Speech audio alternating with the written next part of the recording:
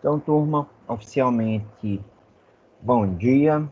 Bom dia para todos os presentes, bom dia para aqueles que vão nos acompanhar de maneira assíncrona. E o bate-papo de hoje é sobre positivismo jurídico, uma vertente do direito que vai enfatizar bastante a figura do elemento lei. E, bom, as figuras que a gente vai conversar ao longo aqui da aula de hoje são dois teóricos muito importantes que reestruturam o pensamento jurídico. Principalmente o Hans Kelsen, que é o grande pai do, do positivismo no sentido de disseminar essa linha de pensamento. Esses teóricos, gente, são voltados, eles têm uma base filosófica, tem o Austin, vai ter uma base muito forte do utilitarismo, de Jeremy Bentham, o Kelsen vai ter uma base muito forte do pensamento, da filosofia da consciência de Kant, mas eles não são filósofos no sentido estrito. Não é como o Aristóteles, não é como o Santo Agostinho, não é como o próprio Kant, que tem uma teoria filosófica e por trás dela existem elementos do direito. Não, aqui é uma teoria puramente jurídica. Então, o primeiro teórico que a gente tem para conversar é o Austin. E aqui dentro do Austin, a gente precisa fazer um pequeno recorte histórico. Austin vem desenvolver sua teoria em um momento que a necessidade do direito aumenta. Que momento histórico é esse? É a Revolução Industrial. Então, a Revolução Industrial, ou seja, um momento que surgem as fábricas, surgem novas dinâmicas sociais, há um aumento muito grande da população urbana. Esse período traz uma necessidade de regulamentação de certas condutas, coisa que o justnaturalismo, por esse apego a elementos morais, esses elementos do direito natural, não teriam condição de oferecer. Então, na medida em que a sociedade aumenta a sua complexidade, novas relações surgem e, ao mesmo tempo, nós precisamos ampliar o direito. Exatamente, Ricardo. Cartas que a gente chama de juiz filósofos. O juris ou ius, ius filósofos. Então, dentro do positivismo, a gente tem três grandes momentos: o Austin, o Kelsen e o Hart. A gente hoje vai ver o Austin e o Kelsen, na próxima semana a gente vê o Hart e o Dworkin. Dworkin já aqui no eixo do pós-positivismo. Então, Austin é o percussor do positivismo jurídico. E Austin trabalha com uma ideia aqui bem interessante, que é de utilitarismo, ou seja, o direito ele serve para maximizar o bem-estar social. Como assim, André? O direito é uma ferramenta de desenvolvimento da sociedade. Ele trabalha com o conceito de sociedade política e essa sociedade política vai depender do direito para se desenvolver. Então, a gente sempre vai ter aqui uma relação de hierarquia entre Estado e cidadão.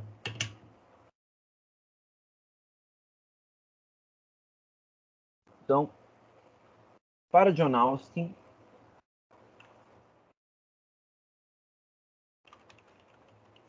o direito é um instrumento de maximização do bem-estar social e que proporciona o desenvolvimento da sociedade. Para tanto, Austin trabalha com um conceito de sociedade política que estará constantemente submetida ao imperativo do direito.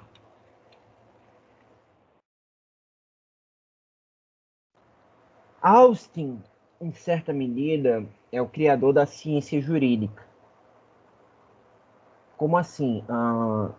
Austin vai estar voltado muito ao estudo da jurisprudência, enquanto aqui estudo da interpretação das leis. Então, o pensamento de Austin é voltado à questão dos estudos, é voltado aos estudos da interpretação do direito. De modo que denomina a ciência jurídica de jurisprudência, jurisprudência com J maiúsculo. Por quê? Porque aqui a gente tem uma ideia que interpretar o direito é otimizá-lo.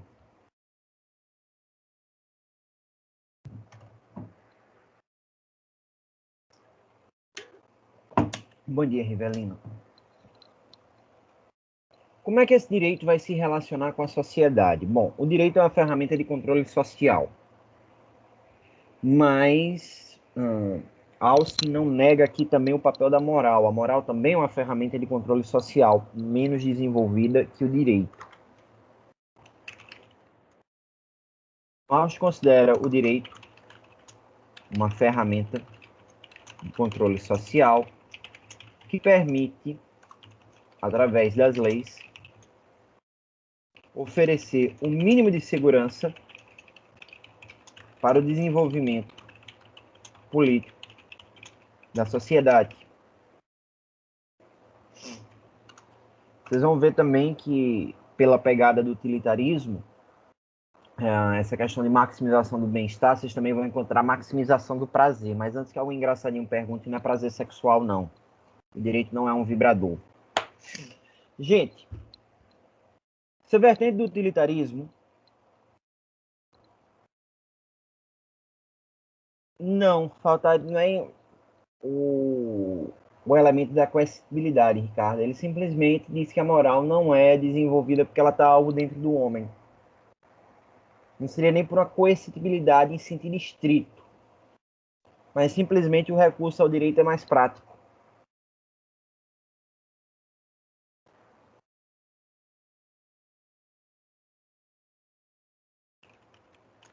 Então, nesse sentido, Austin prefere trabalhar o direito no lugar da moral, pois esta não é plenamente desenvolvida nas sociedades. É interessante porque ele diz que se a moral fosse suficientemente desenvolvida, nós não precisaríamos do direito.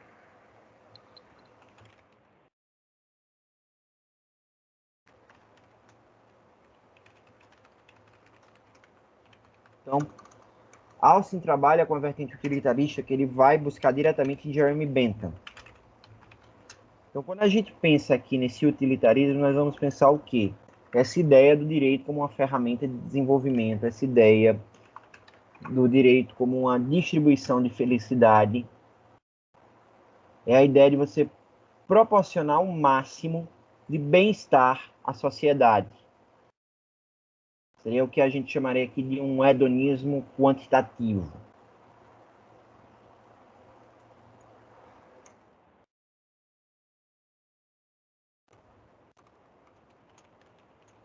O direito deverá trazer o máximo de consequências possíveis para a sociedade. Que consequências vão ser essas? O próprio desenvolvimento. O direito da sociedade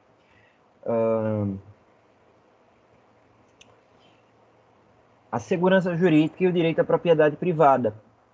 Então, isso é o que faz a sociedade se desenvolver. A sociedade depende do direito para se desenvolver. Então, para Austin, essa relação direito e sociedade é uma relação de necessidade. Sem o direito, a sociedade não se desenvolve.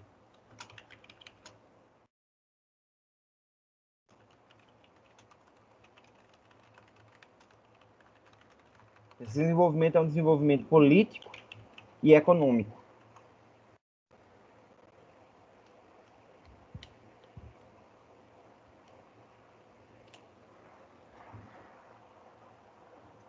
E aí a gente entra nessa relação direito e moral. O homem, galera, é um ser naturalmente falível. Por isso que o recurso à moral ele falha. O direito, como ele está colocado na autoridade estatal, existe um elemento aqui da soberania que proporciona essas sanções. Então a gente vai ter sempre o direito como o verdadeiro instrumento de controle, nunca a moral. Isso quer dizer que a moral não é relevante para Austin? É, a moral é relevante, só não existem estudos suficientes sobre ela.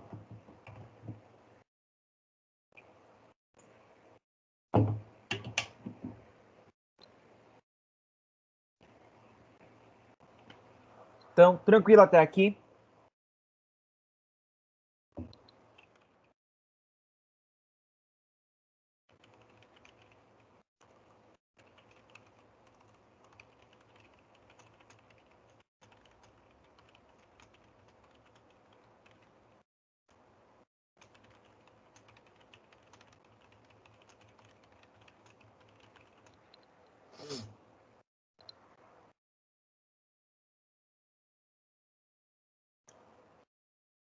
Quase isso. É por essa linha. Seria a ideia de você, o homem não ser suficientemente esclarecido sobre as suas ações e aí recorrer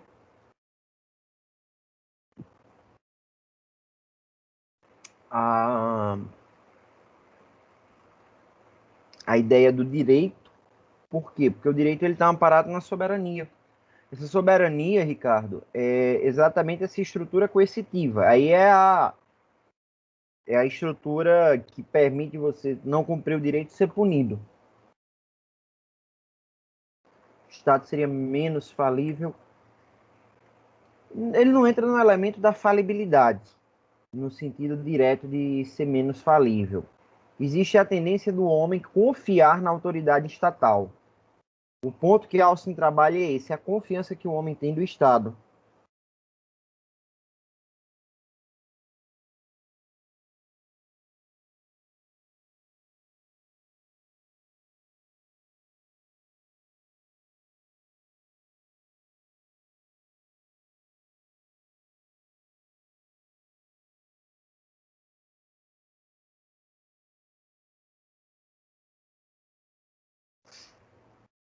Tranquilo até aqui?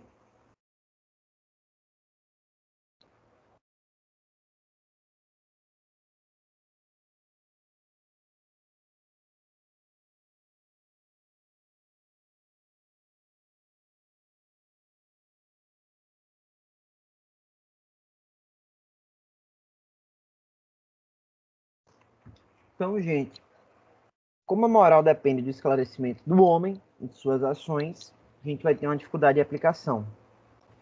Quanto ao direito, vai depender da soberania, que é essa estrutura que dá coercitividade.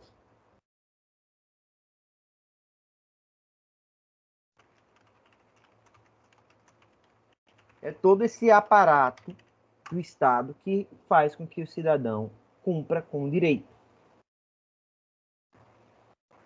E quem vai criar esse direito? A gente tem aqui a ideia de soberania popular, podem esquecer, quem cria esse direito é um soberano. O direito é criado por um monarca soberano, cujos poderes são ilimitados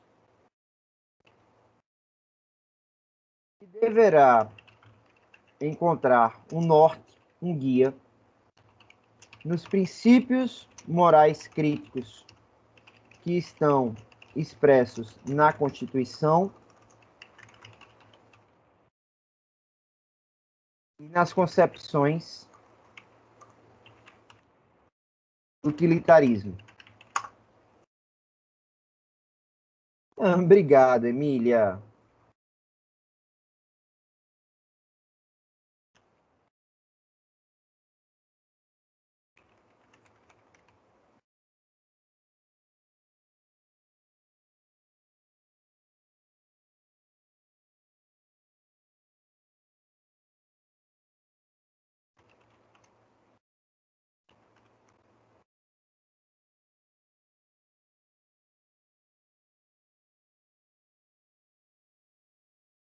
positivas. Máximo de consequências positivas. Não, não é nesse sentido não, Stefano. A ideia aqui que a gente trabalha de desenvolvimento é o direito das condições da sociedade se desenvolver economicamente. O direito da segurança jurídica para que a gente tenha, por exemplo, relações negociais que tragam um ganho econômico. A ideia é essa, não está no punitivismo exacerbado.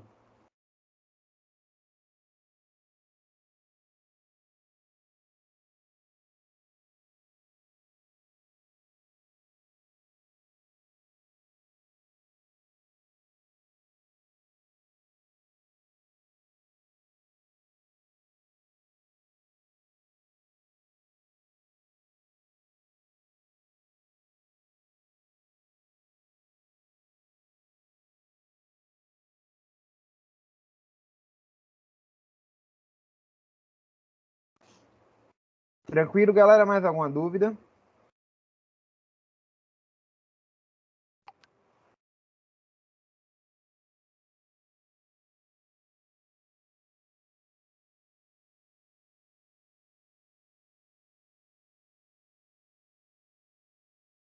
Posso seguir?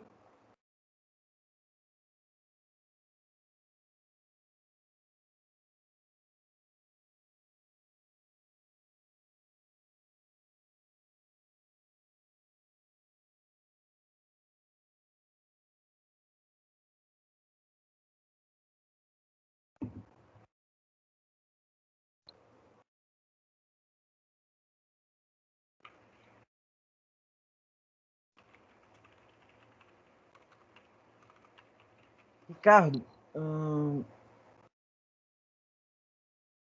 aqui para Austin, a Constituição, o direito constitucional como um todo, ele seria uma representação dessa ordem jurídica. Ele não é um direito puramente positivo, ele seria mais uma questão de ordem mesmo de principiologia moral. Então a gente tem aqui a ideia da representação. Não é como a Constituição que a gente tem hoje, no sentido de uma Constituição jurídica.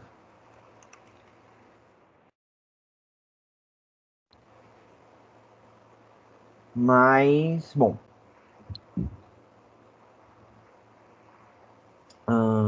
a ideia aqui é que esse soberano, gente, e Austin é em inglês, até dar um adendo aqui.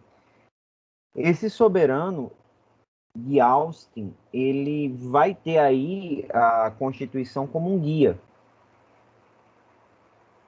Ele tem um guia por quê? Porque essa Constituição é quem estrutura o Estado. E aqui nos ingleses, essa Constituição não é um documento como o nosso também. Eu não sei se vocês já viram alguma coisa de direito constitucional, mas a Constituição deles não é centralizada em um documento, é uma Constituição histórica. É uma Constituição que está posta em vários documentos que foram produzidos ao longo da história e que permanecem.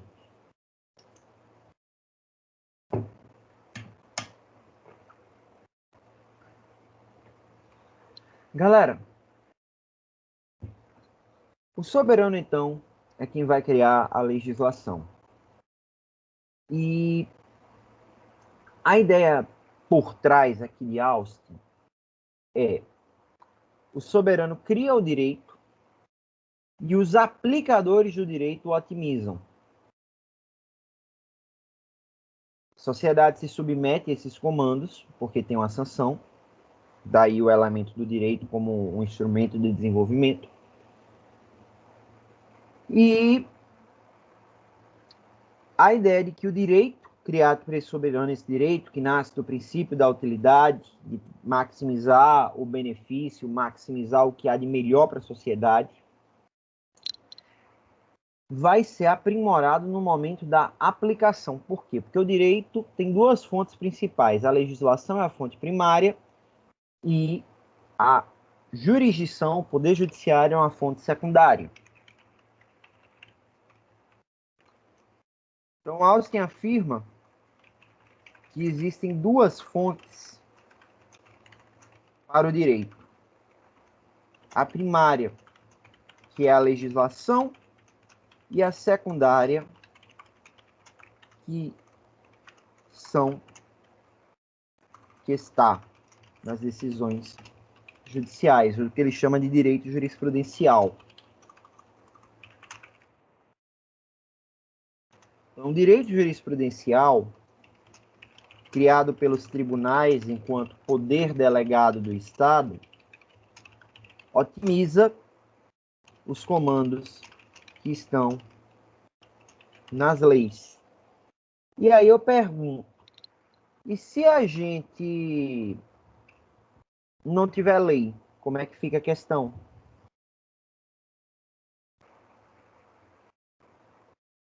Como é que fica essa situação?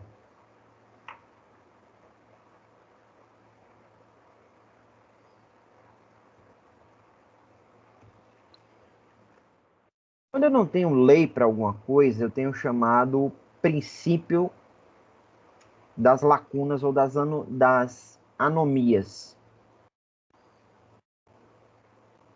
Leva não, Ricardo.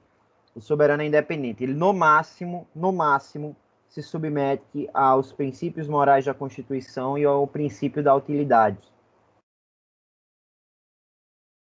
Rivelino, mandado de injunção hoje em dia. Eu estou falando aqui de outro período.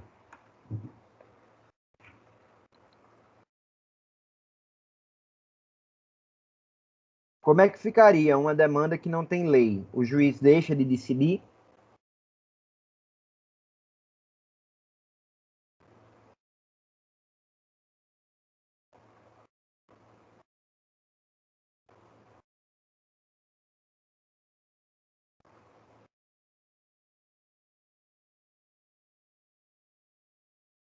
Analogia?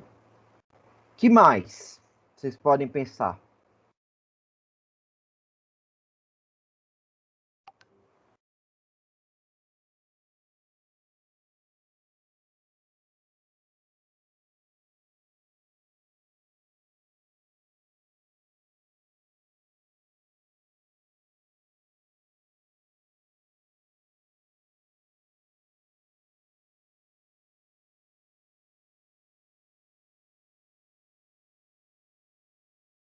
Não.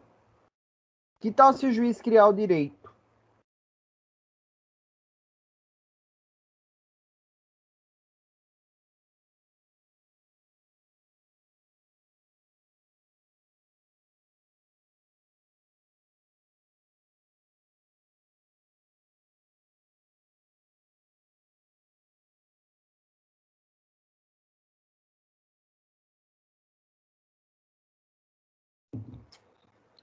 Para Austin, galera, quando há uma lacuna legal, ou seja, quando eu não tenho lei para aplicar, o juiz vai ter autonomia para criar o direito cabível ao caso concreto. O juiz vai criar o direito.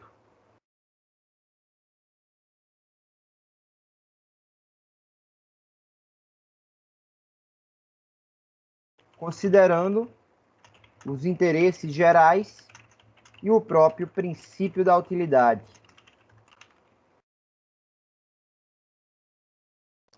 Também, Renato. É engraçado porque tem decisões contra a legem. Nesse período não seria admitida uma decisão contra a legem. Mas quando a gente trata sistemática de ativismo judicial, às vezes uma decisão contra a legem ela acaba sendo mais efetiva para a sociedade do que uma decisão de acordo com a lei. Em certa medida, o controle de constitucionalidade tem uma natureza que pode ser contra a legem.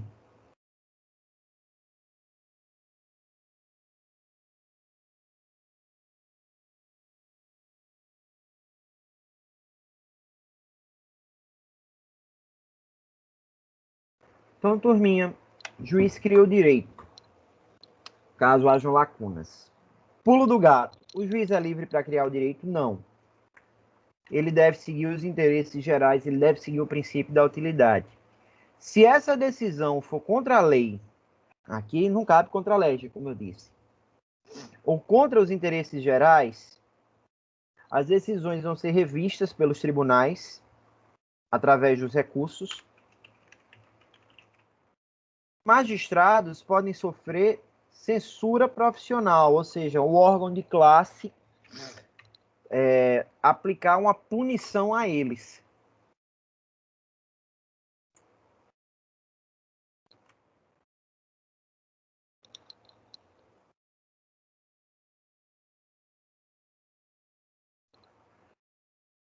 E, na prática, em concreto, como é que é esse direito de Austin? Austin, e aí é uma crítica que é feita a ele, existe uma redução do direito aos modais deonticos. Ele basicamente reduz o direito ao direito penal, o que é proibido, o que é permitido e o que é obrigado.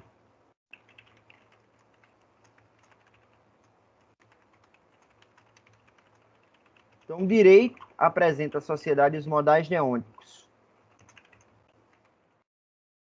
Então, o ordenamento jurídico sinaliza para a sociedade quais condutas são proibidas, quais são permitidas e quais são obrigadas. O direito é reduzido a esses três verbos: permitir, proibir e obrigar.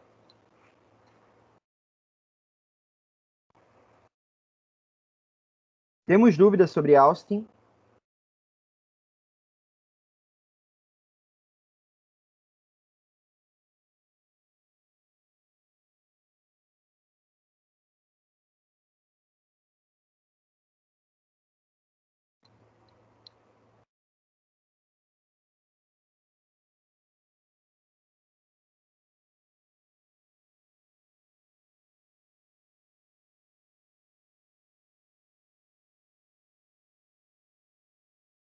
Tranquilo aqui, Austin, de boa, favorável?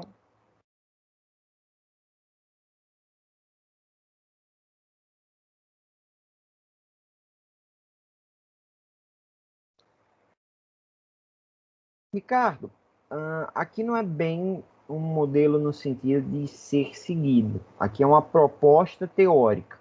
E aqui eu dou até uma advertência. Às vezes a gente trabalha com teóricos da filosofia e a gente espera que esses teóricos, que isso seja concretizado na prática. Isso aqui é um DVC, é algo ideal. E aí a gente vai estudar se isso daqui, se o nosso ordenamento pode se aproximar disso daqui. A ideia é que isso sirva muito mais de uma inspiração para o direito concreto. Não é muito uma vertente descritiva, é mais uma vertente deontológica de dever ser.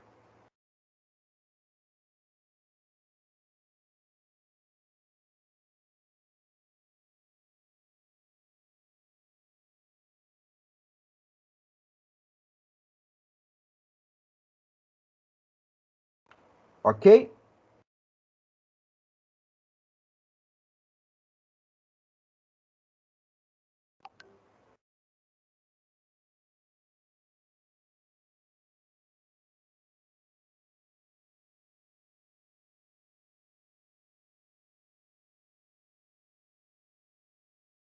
Não, não é apresentar que a teoria não seja viável. Quando Austin fala o direito deve se comportar dessa maneira, é uma proposta de como ele deve funcionar. Para a época, era interessante, isso daqui poderia ser aplicado. Da mesma maneira que Kelsen, ao analisar o fenômeno jurídico, o próximo teórico que a gente vai ver, faz uma análise do direito exclusivamente pela lei. São lentes, Ricardo. São lentes para analisar um fenômeno que rendem propostas diferentes. E aí cabe a gente, ao aplicar o direito, ou a construir o direito, ver essas referências e ver de que maneira a gente pode obter o melhor direito possível. E aí, saindo aqui do eixo dos dois teóricos que a gente está conversando, por exemplo, tem dois teóricos que parecem muito, têm propostas semelhantes, com bases semelhantes, mas que chegam em locais diferentes e passam por caminhos diferentes, que é o Jürgen Habermas e o John Rawls. Ah, o ordenamento brasileiro concretiza Rawls? Não. Mas eu consigo ver uma influência da teoria de Rawls no direito constitucional brasileiro? Consegue. Ah, é possível aplicar a teoria de Habermas aqui no Brasil? Talvez a gente aplique alguns pontos no judiciário. Mas essas teorias são aplicadas na íntegra? Não. Iago, soberano, como o próprio nome diz, ele teria total autonomia para criar o direito. Ele não se submeteria a nada além de princípios morais gerais. O soberano saberia o que é melhor para a sociedade e, a partir daí, ele criaria o ordenamento jurídico. Ele criaria as leis que vão compor o ordenamento jurídico.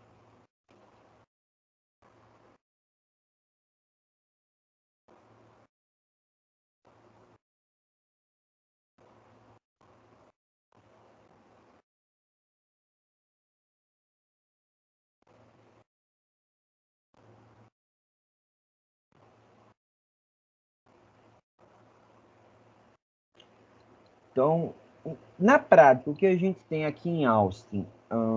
Sim, sim.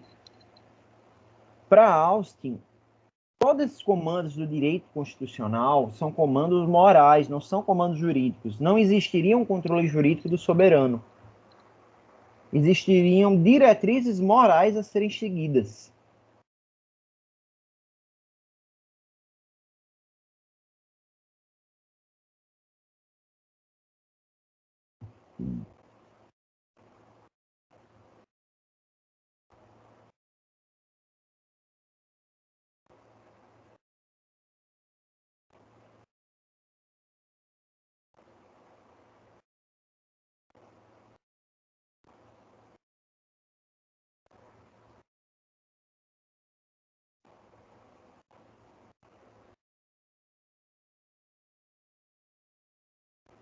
Dúvidas?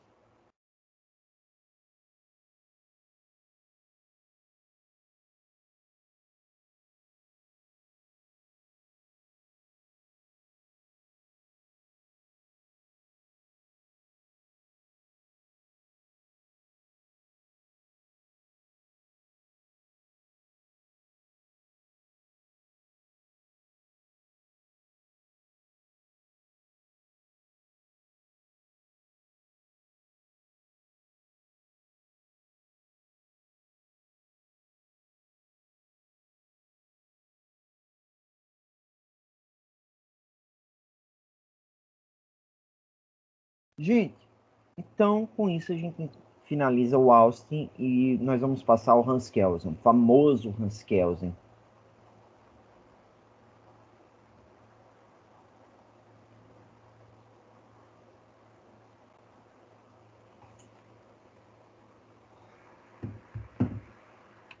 Qual o grande mérito de Kelsen e por que ele é uma figura considerada tão importante?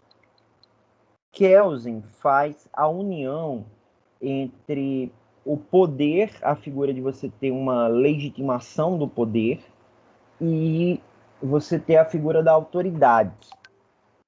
Então, para Kelsen, existe aí uma autoridade que exerce o seu poder, a relação entre autoritas e potestas, e que, a partir disso, funda o Estado e faz a criação das normas jurídicas. Para Hans Kelsen, o direito nasce da relação entre a autoridade e o exercício de poder, de modo que somente o Estado pode criar o direito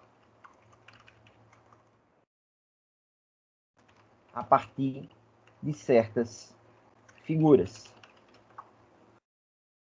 Então, em linhas gerais, o direito autoriza o exercício do poder, definindo como será esse exercício em si, como será como esse poder vai ser exercido e quem poderá fazê-lo, que é o estabelecimento das competências. Quem é competente para fazer tal coisa?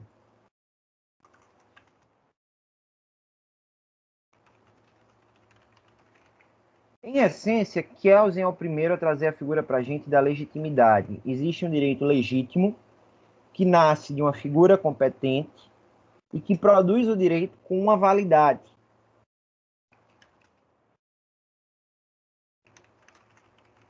Então, como é essa relação de validade? A relação de validade se dá quando o direito autoriza o exercício do poder e as leis são criadas de maneira legítima, buscando sua influência, buscando sua validade, buscando sua justificativa nessa autorização.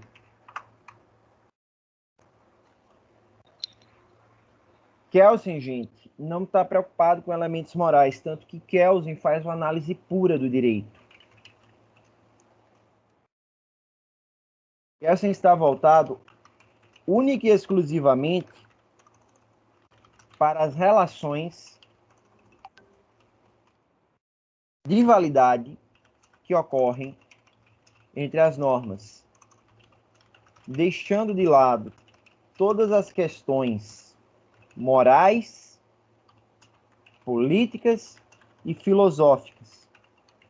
A ideia do teórico é fazer uma análise pura do fenômeno jurídico para compreender como se dá o processo de elaboração das normas jurídicas. Então, a eficácia do direito, isso importa? Não, isso é uma questão da sociologia jurídica. Conceitos abstratos de justiça, isso importa? Não, isso está no eixo da filosofia do direito. Para Kelsen, o que importa é essa relação de validade que as normas têm entre si. Para Kelsen, a ciência jurídica analisa o direito de maneira pura. A gente nem falaria aqui, Emiliano, em uma razão. Kelsen é voltado para normas. Se você falar em uma razão normativa restritiva, dá, mas não é no sentido de uma racionalidade.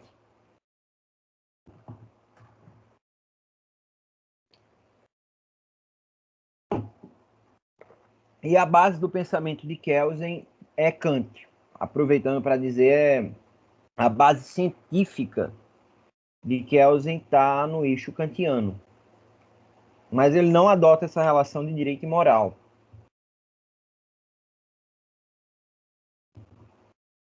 Então, como é que funciona o direito para Hans Kelsen? Para Kelsen, o direito opera numa relação de hipótese, consequência e de ser e dever ser. As leis contemplam fatos jurídicos que relatam um dever ser abstrato. Isso significa que nas leis, na legislação, estão previstas situações do cotidiano humano que, ao ocorrerem, terão uma consequência jurídica.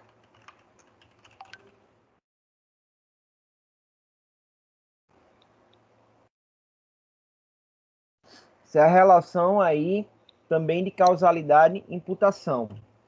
Uma vez verificada a ocorrência desse fato, lhe serão imputados os efeitos previstos pela legislação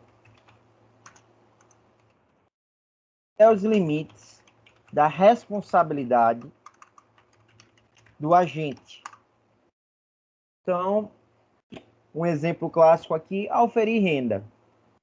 Qual consequência que a lei traz para quem ofere renda? Pagar imposto de renda. Se ligue no prazo de declaração, viu?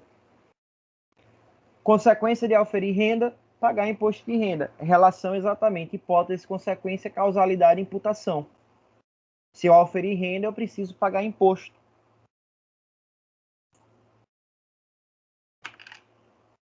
Por que a gente cumpre o direito? Porque existem sanções. Somos dois, Ricardo. Eu fiz no primeiro dia. Na verdade, eu demorei o primeiro, não. Eu fiz no terceiro dia, porque a Nassau demorou a mandar pra gente a declaração. Mas depois disso daí, mandei brasa, já recebo e gasto a restituição. Tava conversando com um amigo meu. Ele disse: André, você deve ter muito dinheiro investido. Eu disse: com certeza. Tudo investido no iFood, em comida.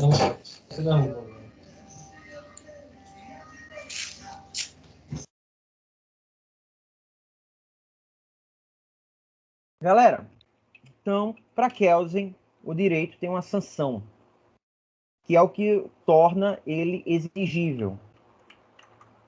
Então, nas situações nas quais o direito não for cumprido,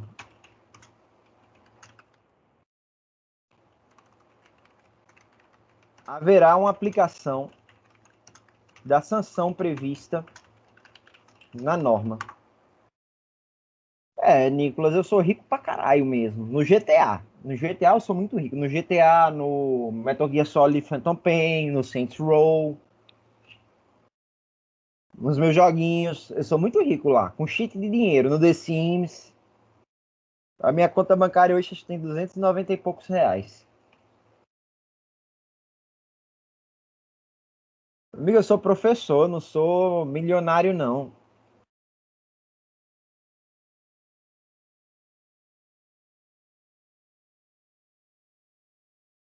A gente só tem uma figura aqui que é rica, é Ricardo, que é um magnata. É um senhor feudal, mas ele é exceção, ele não é a regra. Galera, como é que essa estrutura de dinâmica dentro do ordenamento jurídico, que é o ponto mais importante de Kelsen? Existe uma relação entre as normas. O ordenamento jurídico ele não é estático, ele é dinâmico. Então, nós temos normas superiores que fundamentam normas inferiores.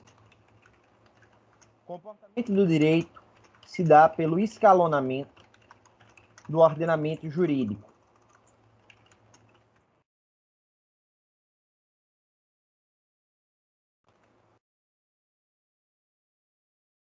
De modo que as normas superiores conferem o fundamento de validade para as normas superiores.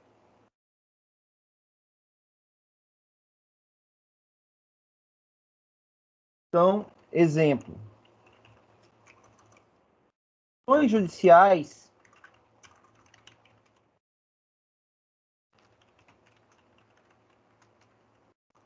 e as resoluções administrativas buscam sua validade na legislação. A lei, de seu turno, busca validade na Constituição.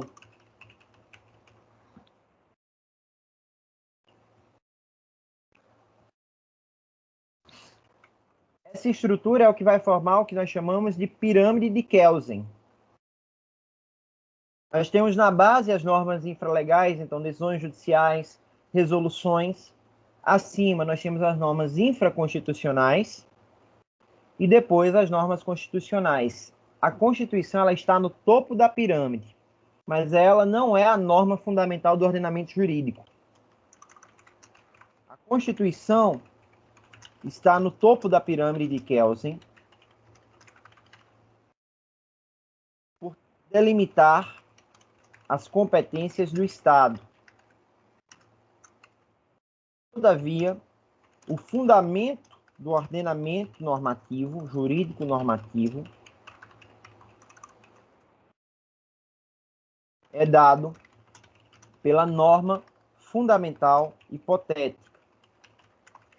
trata-se de uma ficção, de uma metáfora criada por Kelsen, que existe fora do ordenamento jurídico e lhe confere unidade lógica. Algumas pessoas confundem Constituição Federal com norma hipotética fundamental, norma fundamental hipotética. Não são a mesma coisa. A norma fundamental hipotética é uma ficção. Ela serve para dar unidade lógica. Quem mais se aproxima da norma fundamental hipotética? O poder constituinte originário. Mas aqui também não é uma visão... não é uma visão que seja dominante. Isso é uma leitura que eu, André, faço. Vocês não vão encontrar um autor dizendo dessa maneira.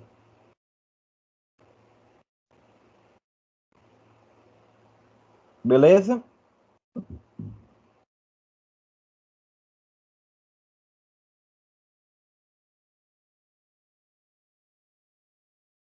Então a gente tem essa relação escalonada dentro do direito em Kelsen. Existe um escalonamento de modo que as normas superiores dão validade às inferiores. Quem são as superiores? No topo, Constituição, abaixo, legislação, abaixo, normas infralegais. Beleza?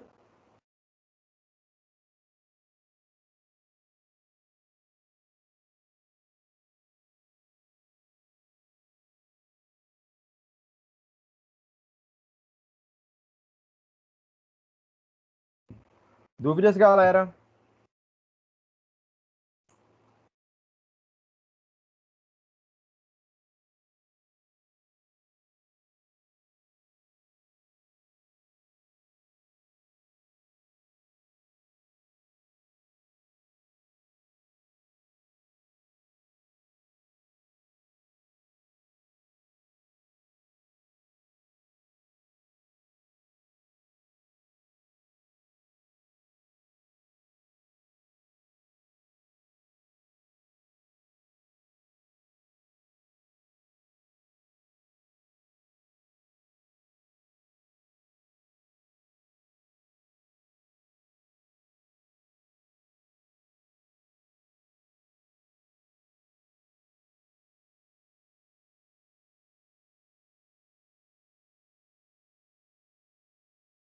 A ideia da crítica, Ricardo, à pirâmide, não...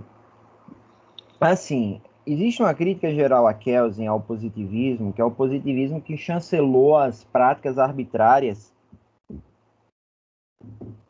que foram feitas por Hitler, já que a gente não teria um padrão de justiça seguindo o direito, não teria o que a gente chama de correção moral.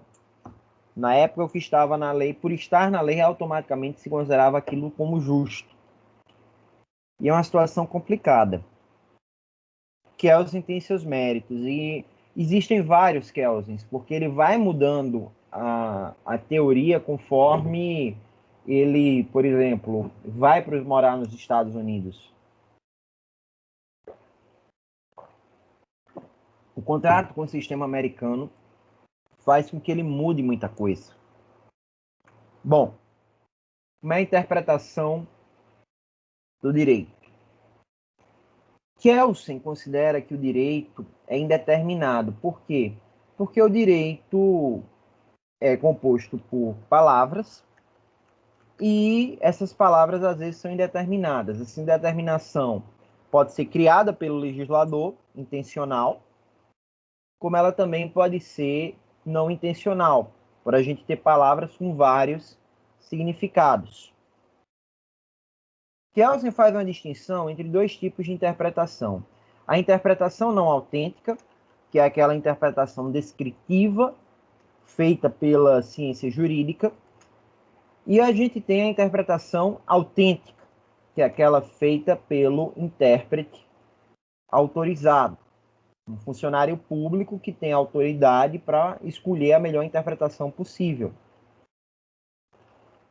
Essa é a figura do juiz.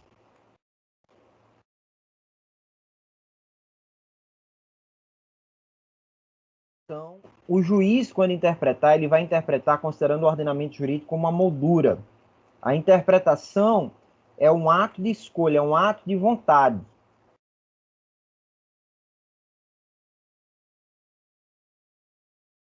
Essa decisão do juiz vai para a base da pirâmide. Então, na interpretação autêntica, a aplicação do direito se dá por um ato de vontade do juiz, que escolhe de maneira fundamentada a melhor interpretação possível para aquele caso, indo até os limites do ordenamento.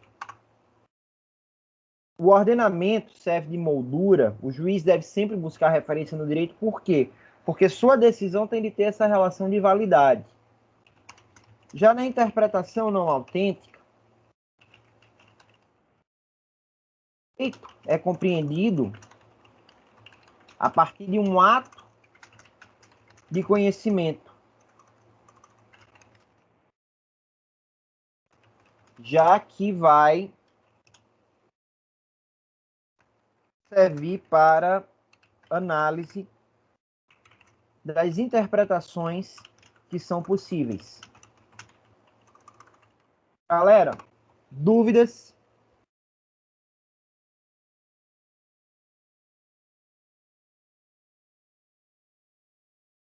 Tranquilo, Kelsen?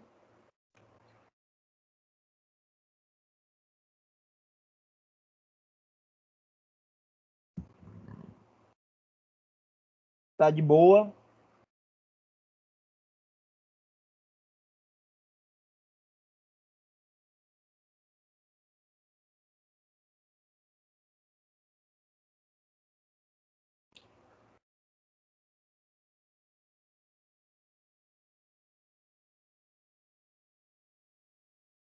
Gente,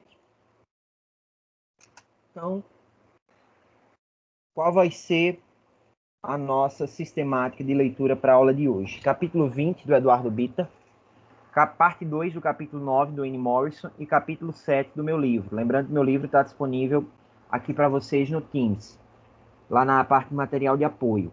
Esses livros também estão lá em PDF. Quem quiser aprofundar, lê o Teoria Pura do Direito do Kelsen. E essas são as nossas questões de reflexão e as de revisão, são essas 4. Sugiro fazerem como preparatório para a prova. E é isso, turma. A aula está encerrada.